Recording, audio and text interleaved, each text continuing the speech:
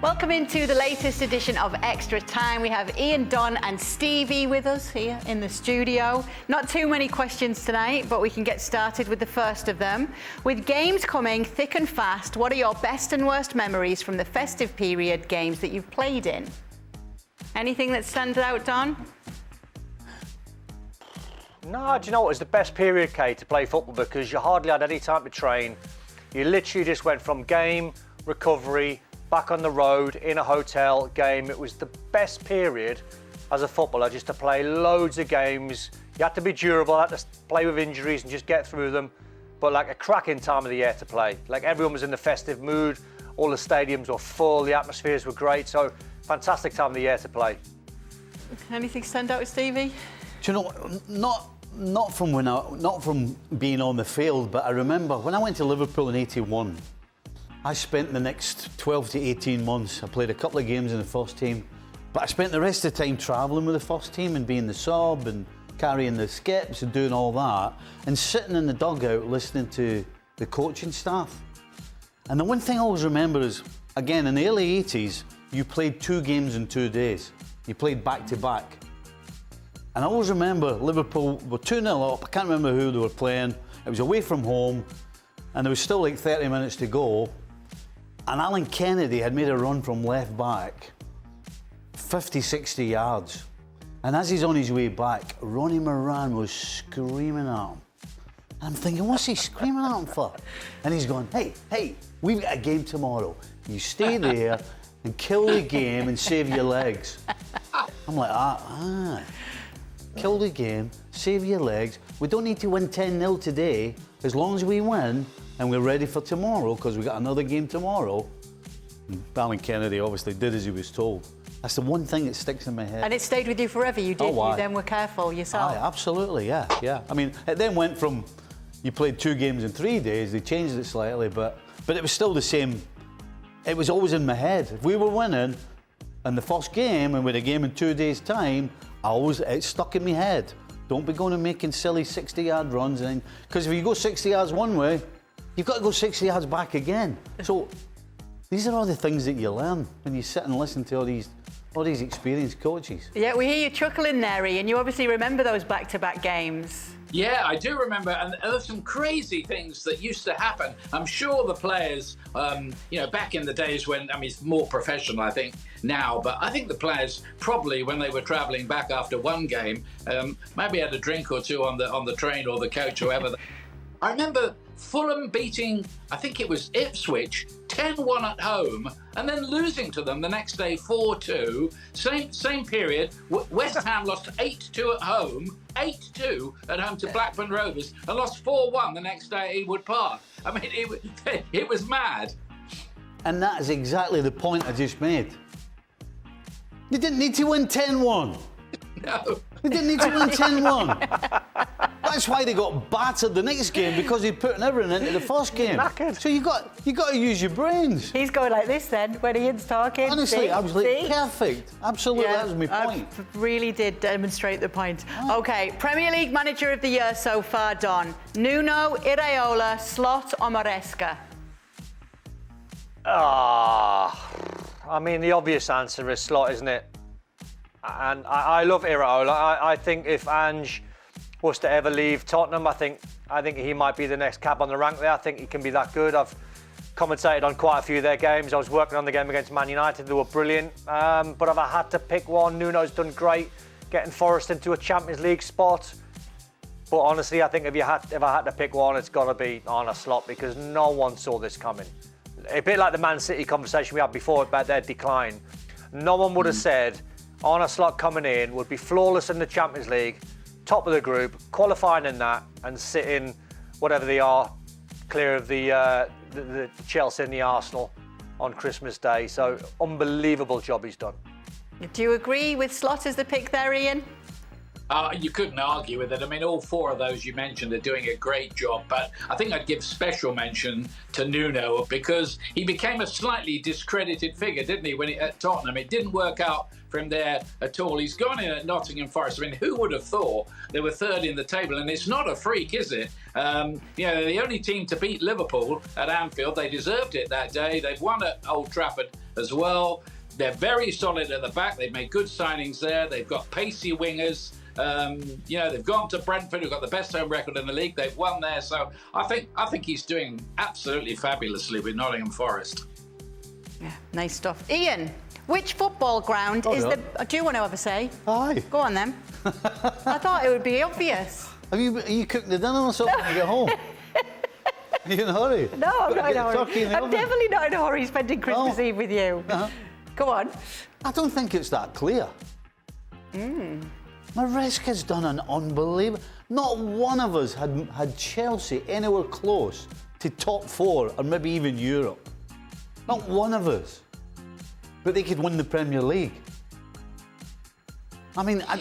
But nobody had Forest up there either, Stevie, did they? No, but look at the shambles that Chelsea were in. Yeah. I mean, even pre-season, even when the season kicked off, everybody was saying this Chelsea side is going to get battered. They can't defend. All the goals they let in the pre-season. It's going to be a carry on from the last 2 years, which was a complete shambles, and this is going to be the same from a guy who was pretty much unknown, did a great job at Leicester, but has got them sitting second and could win the Premier League. I mean, I think it's between Slot and him. But I don't think it's as clear as. I don't think there's daylight between them. He's going to pick Slot though, isn't he? They're all doing great. No, I'm not. I can't believe you didn't pick the Italian. I'm leaning towards Maresca. We've got to pick one. Slot took on a team that was sitting top of the Premier League with 10 games to go last year, and as great a job as he's done, we should remember that. You know, so. I'm going to go Maresca. Okay. Huh? All right. There you go. Happy Christmas. Right. Ian, which football ground is the best to call a Boxing Day match? Well, at Boxing Day, you've got to think about the travel because there's no trains running. So, for me, I live in the south of England, so getting to the north of England is a long drive. So you want to stay quite close to your family. So a London game is best for me. So I'm lucky. I'm going to be covering Chelsea against Fulham, which is the nearest ground to me. Oh, very. Do you like calling at this time of year? Because we were talking to the panel the other night, and even though Don's just said it was always fun, they were saying they just wanted to be home with their families most of the time. But I said for the fans, Boxing Day football is so brilliant. I wonder what it's like for the commentator. I love Boxing Day football. I'm a traditionalist. It's part of Christmas football. I love it. There's a special feel. They're always sellouts. And as commentators, just like the players have to train on Christmas morning, we have to do our prep for the games at some point. You try to get most of it done before Christmas Day, but I'll have to do a bit, sometime after my Christmas dinner. Oh, very nice, very nice. Did Stevie or Don get any memorable Christmas presents from their teams? And did their coaches also ever give gifts? No chance. we got a couple of slaps on the back of the head now and again. That was about it. Nothing? Nothing. No Secret Santa or anything? Yeah, right. No. You're lucky if you get a pat in the back. You'd get absolutely hammered. Kay, you'd get hammered. If I was to get the Christmas present off Graham Souness or Ronnie Moran, the lads would cane you. Yeah. Oh man. We got a turkey from the club. Yes. Big wow. Oh, turkey. The Real Madrid journalist Christmas presents used to be amazing, but that all stopped. One year they all got bikes, the year before I went there. Yeah. I remember Rushy when he came back from Italy telling us. He said, number one, I never spent a penny every Saturday night after a game or Sunday after a game when he would go out. No restaurant would take his money. So he never spent a penny on food the whole year. They would go out all the time. Pizzas, the whole thing. Nobody would take any of their money. Birthdays, they would get a gift from the club. None of None of your nonsense. Rolexes, earrings for the wife, bracelets for the wife. Christmas was the same. He goes, it was unbelievable, and it was all like top-notch stuff. We were all sitting there like that. We got a turkey. Wish I could have moved to you, Ray. Hasn't Lamine Yamal? I read that he's bought these very sophisticated headphones for all the young apprentices in the La Masia Academy at Barcelona, because he remembers where he came from. I like that. Aw, see, that didn't happen he's on about with £1 million quid a week. Exactly. He's on £1 million Wait, quid a he week. didn't have to do it, did he, Don? Do you know what? No, but good gesture. I like it. You should be banned. He's No. Headphones at a football club should be banned. You shouldn't be allowed. You know how when they go in the dressing room now, they've got to turn their phones off. right. Should be the same with the headphones. What, when they're getting off the coach to go When to the you're dressing room? when you're with the team, Horrible. get your headphones off. You know, we used to. I think it's horrible. We used to, when we were travelling on the bus, on the plane, wherever it was, we had banter, camaraderie, we had wind-ups. I mean, it was fun. You look forward to having a carry-on. Today, Steve McManaman, telling me, because I was saying, you know, what's it like? Because he travelled to Europe with him on the plane. I said, what's it like? Oh, he said it's like a ghost town. I'm like, what are you talking about? He goes, every single person has got either a computer or a handset. Every one of them has got headphones on.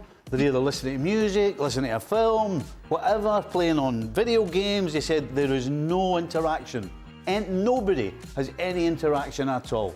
Because they've all got these big, stupid headphones on and they're in their own wee world. He said there's no banter, no carry-on, nothing. Lamine Yamal's fault. Yeah. Yeah. Well, Okay. Barcelona.